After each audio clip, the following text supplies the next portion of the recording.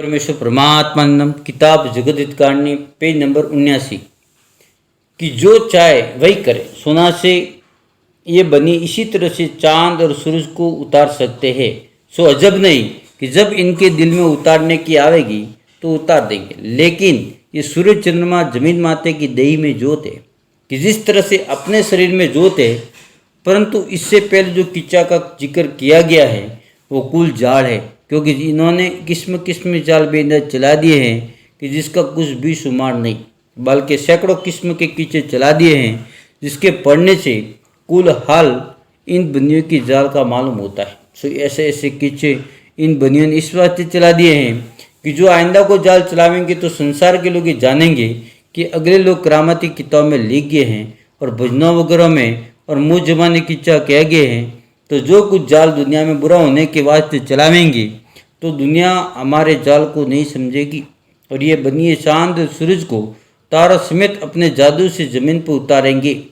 सो जबकि सूरज चंद्रमा को उतारेंगे, जब दुनिया के लोग ये जानेंगे कि ये करामत है, परंतु इस बात की खबर किसी साधु फकीर या पंडित जोगी को बिल्कुल नहीं है। इसकी वजह यह है कि इन बनियों ने अपने राक्षसी पाप से सबकी अकलों को पहले से खराब कर दिया है, जिससे किसी को कुछ खबर नहीं पड़ती है, बल्कि ऐसा सोचता है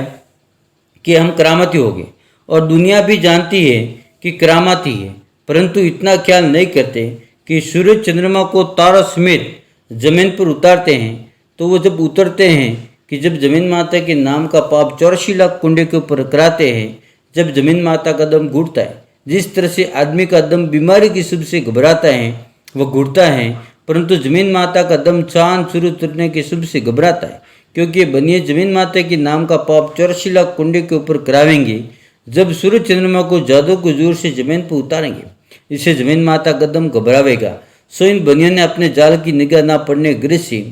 तरह तरह की चीज़ें उन किताबों में लिख दिया है कि हनुमान जी ने अपने मुंह के अंदर सूरज को ले लिया था। सो किताबों में लिखा है, परंतु ये बात ख्याल करने के लायक है कि सूरज जैसी चीज़ को आदमी ने किस तरह से मुंह में ले लिया होगा,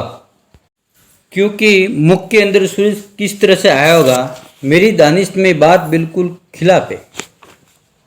पेज नंबर 80 कि जो बातें इन बंदियों ने किताबों के अंदर लिख कर दुनिया में जाहिर की है वो इन सौदागरों का जाल है, जिनको तमाम जान के लोग पढ़ते हैं। और उन्हीं किताबों में ऐसा लिखा हुआ है कि जो इन किताबों को नहीं बाँचोगे तो हिंदू धर्म में हिंदुओं को गाय मारने के बराबर पाप है।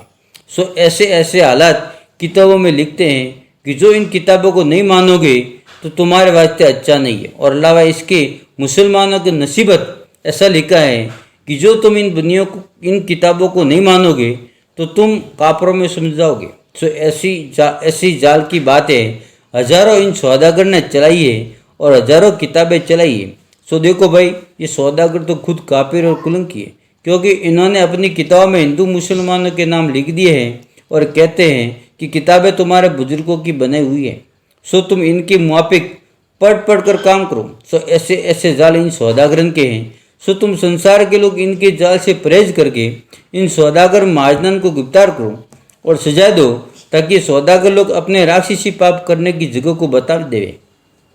और पाप को छोड़ देवे, क्योंकि इन सौदागर ने अपनी अकल से अपने बच्चों को बचाने के वास्ते